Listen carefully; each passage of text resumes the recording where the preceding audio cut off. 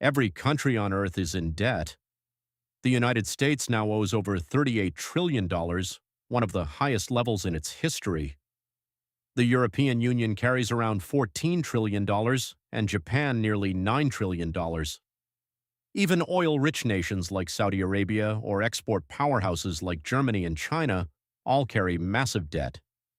But here's the real question. If everyone is in debt, who is the creditor? This is the world of financial history where money, power, and time collide, and nothing is ever as simple as it seems. Debt isn't just a burden, it's the foundation of the modern world. Every war, every crisis, every economic boom and collapse rests on this invisible system of debt. And if you follow the chain long enough, you arrive at an uncomfortable truth. The world doesn't owe money to someone else. It owes it to itself. But that doesn't mean everyone benefits equally. To understand how we got here, we need to go back. Because national debt didn't begin with credit cards or digital banking, it began with war. In 1694, England was at war with France and running out of money. The king turned to merchants for help. In exchange for interest payments backed by future taxes, they financed the state. To manage this system, the Bank of England was created. It was revolutionary. For the first time, a government could spend money it didn't yet have. In return, lenders received something incredibly valuable, a promise from the state, a promise that could be bought, sold, and traded. That was the birth of government bonds, the foundation of the modern financial system. France copied the model, the Netherlands refined it, and the newly independent United States used it to finance its revolution and expansion. Debt was no longer a sign of weakness. It became a sign of credibility. The ability to borrow meant the ability to rule. Empires once fought for gold. Now they issue bonds for interest.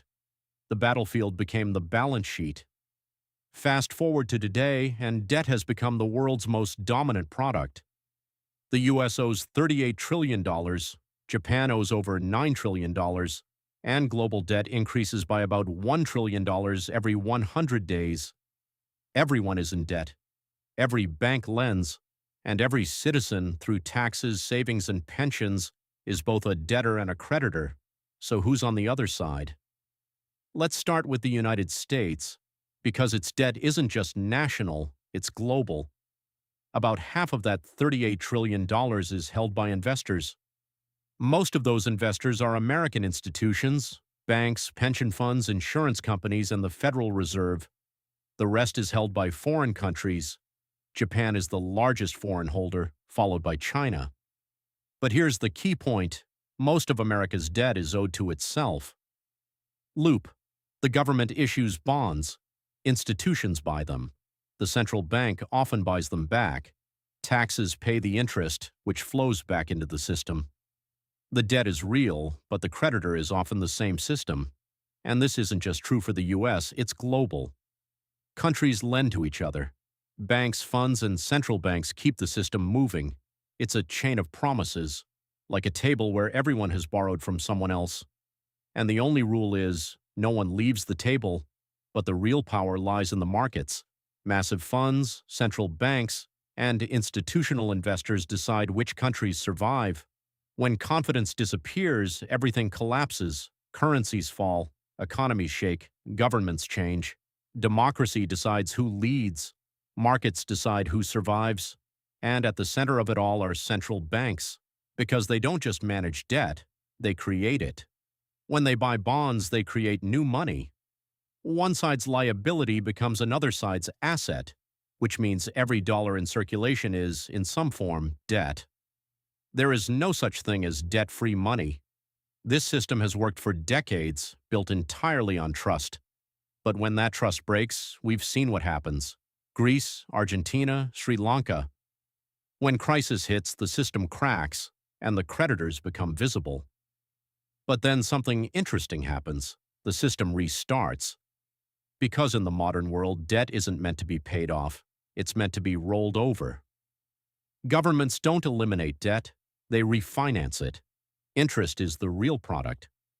Today, the United States will never fully repay its debt. Neither will Japan. Because investors don't want repayment, they want continuation. Government bonds are the safest assets in the world. If they were suddenly paid off, the entire system would collapse. So the goal isn't to eliminate debt, it's to keep it sustainable. But here's the uncomfortable truth: saying we owe it to ourselves isn't entirely accurate, because the system isn't equal. Interest payments don't flow evenly, they flow upward, from the public to the investors. This isn't just a system between countries, it's a system between classes. If this gave you a new perspective, don't forget to like and subscribe, because history has already told us how the future unfolds.